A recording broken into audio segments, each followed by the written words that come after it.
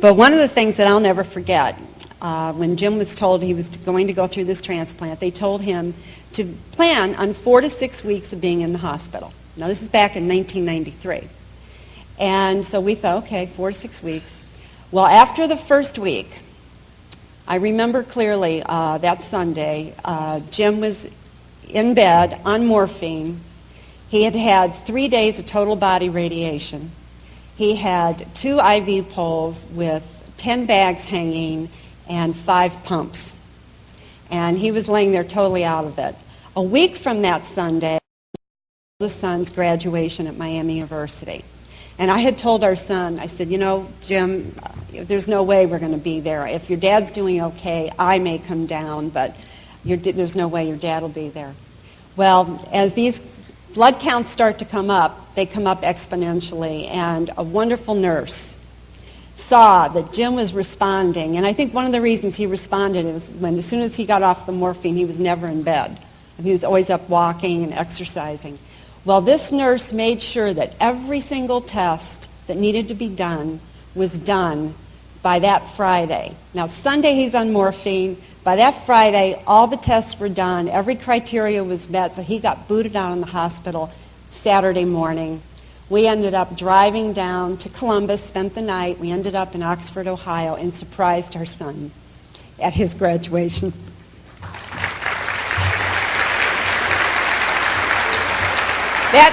Thank you. That wouldn't have happened without the coordination and the caring, compassionate care of the nurses and the rest of the staff in that hospital.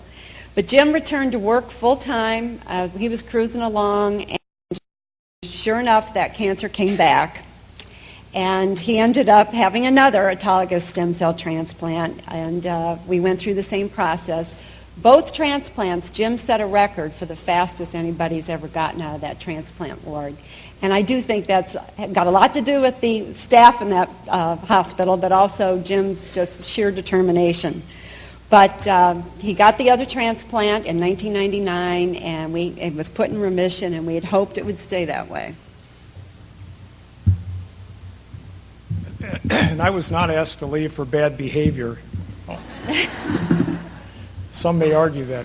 The second transplant, unfortunately, did not last very long. And my transplant doctor, Lazarus, who did the first stem cell in Ohio, he said, Jim, you really ought to be getting your 2 sisters tested to see if they match your bone marrow. He said, there's something you have not gotten yet called a mini allogeneic transplant. And lo and behold, my sister Becky Kramer matched my bone marrow, which out of two siblings to have one match, that was the continued good luck that I've had. Becky is a longtime systems analyst in the Summa healthcare system in Akron, Ohio. And Becky still gets goosebumps to this day when she recalls the compassion of the Summa professionals, medical professionals, in giving her the growth factors so that when she got to university hospitals in Cleveland, she was ready to go and they could harvest enough stem cells. Coordination between the 2 Ohio hospitals was flawless, caring about, again, the patient and the patient's sister who was donating the life-giving stem cells. So I'm proud to say that the mini allo worked perfectly. Again, that's stem cell transplant number 3, and now I have female bone marrow. He's a lot more fun to shop with.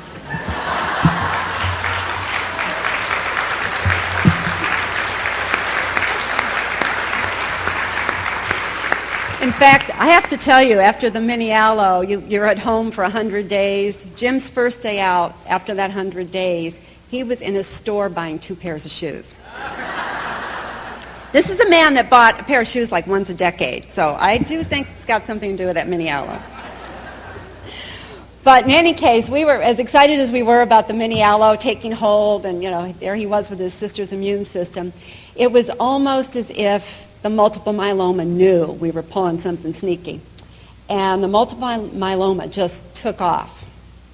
And next thing we know, we're in a race. We're in a battle like you wouldn't believe for Jim's life. And the transplant's holding, but this myeloma is raging forth. And we were asking our doctors, what are we going to do? They tried 2 leukocyte infusions, and we were running out of options. And Jim had already done multiple chemotherapy regimens prior to all this and a lot of new therapies. Jim was getting increasingly sick. Things were really looking very bleak. And University Hospitals was doing everything they could to keep him going. But we had a network that we had developed with those faxes early on and from phone calling, even around the state of Ohio. We had a network of doctors that we could call upon, and we always kind of kept our eye out on the horizon, what's out there. And we were aware that there was a new drug that was going into a clinical trial, a phase 2 clinical trial, but it was only going to open a trial in Boston. And months later, it would open elsewhere, but Jim didn't have months to wait. We were literally, at one point, day to day.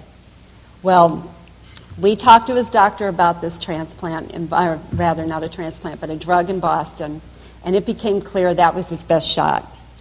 So off we took to Boston. We left in a real hurry, and Jim entered a clinical trial for a drug called Velcade.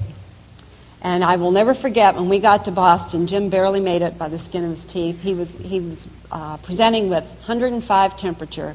His kidneys were shutting down. He couldn't eat. I mean, he was basically out of it. It's a miracle we got there. As soon as we got into the hotel next to Dana-Farber Cancer Institute, I picked up the phone and called Dana-Farber. And I said, we're here. University Hospitals propped him up the whole week before with... Here we are, and I asked the doctor, I don't even know if Jim's going to make it to the clinic tomorrow morning to start this treatment. Well, he told me what to do, gave me the whole deal, and he says, by the way, Mrs. Bond, has anybody told you that your husband is the 7th patient that entered our study? He said, he is patient 007.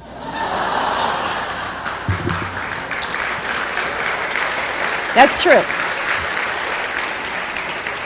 And I said, no, I wasn't aware of that. And the doctor said, I hope that's good karma. And I said, I hope you're right. But in any case, it obviously was good karma. Jim started the treatment, and they kind of took a real risk just to get it going. But as that treatment unfolded, within 2 weeks, I could see the difference. I did not need a lab test. It was amazing. And he returned to health. We were very fortunate. You see pictures that are running that Jim was able to do a number of things that we never thought would happen. And that is because of a drug like Velcade. And I have to tell you, as a postscript, we didn't know it then, but we know it now. The early research that led to that drug was funded by the American Cancer Society back in the day when I was going door to door. And that research, those researchers that opened the pathway to Velcade in 2004 won a Nobel Prize. And that's just a couple of our Nobel Prize winners. The American Cancer Society actually has funded 42 Nobel Prize winners in very early basic research, so it's a little commercial there. But in any case, that was 6 years ago when Jim received that Velcade. And Jim entered another clinical trial after that to maintain remission, and we're very fortunate that he is still, as you see here, but we are convinced that the combination of what took place here in Ohio with that mini-allo and the leading edge drugs that followed have kept him in remission and kept him functioning. Oh, there's no doubt in my mind that the mini-allo, my sister's immune system, continues to fight the disease. The fancy drugs are great, they saved my life, but there's just no question that the last transplant, it continues to work and keep me in remission.